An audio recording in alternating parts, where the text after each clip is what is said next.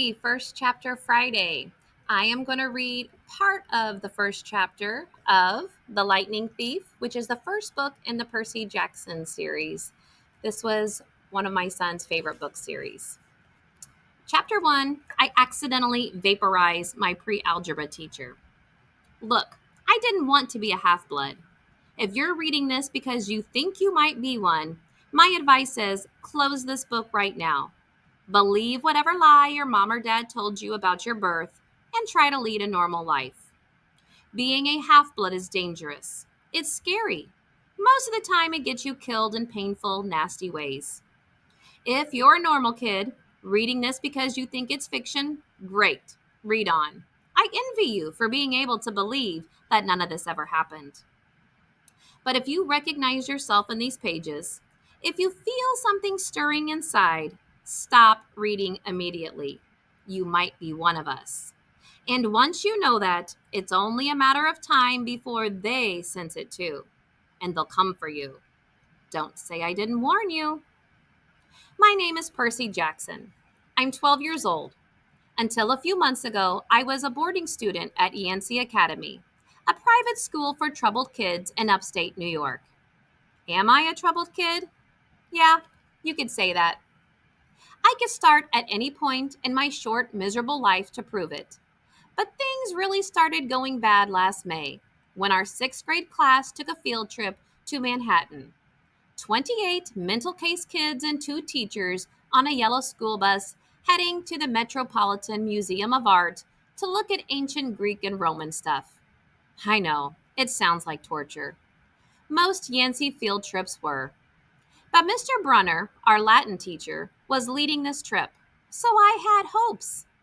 Mr. Brunner was this middle-aged guy in a motorized wheelchair. He had thinning hair and a scruffy beard and a frayed tweed jacket, which always smelled like coffee.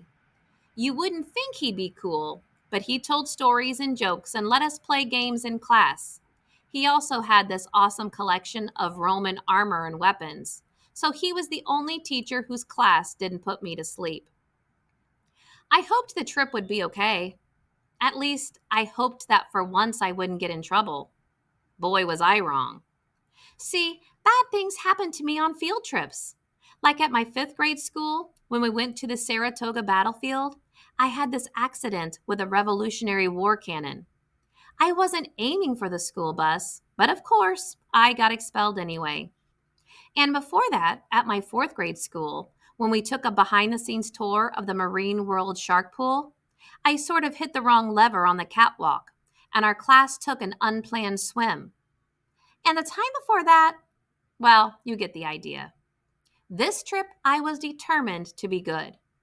All the way into the city, I put up with Nancy Bobofit, the freckly, red-headed, kleptomaniac girl hitting my best friend Grover in the back of the head with chunks of peanut butter and ketchup sandwich. Grover was an easy target. He was scrawny. He cried when he got frustrated.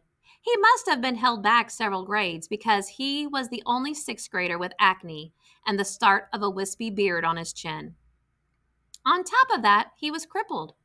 He had a note excusing him from PE for the rest of his life because he had some kind of muscular disease in his legs. He walked funny, like every step hurt him. But don't let that fool you. You should have seen him run when it was enchilada day in the cafeteria. Anyway, Nancy Bubblefit was throwing wads of sandwich that stuck in his curly brown hair, and she knew I couldn't do anything back to her because I was already on probation. The headmaster had threatened me with death by in-school suspension if anything bad, embarrassing, or even mildly entertaining happened on this trip. I'm going to kill her, I mumbled. Grover tried to calm me down.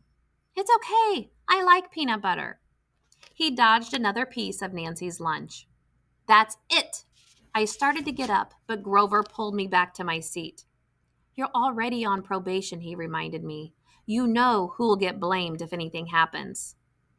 Looking back on it, I wish I'd decked Nancy Bobofit right then and there. In-school suspension would have been nothing compared to the mess I was about to get myself into.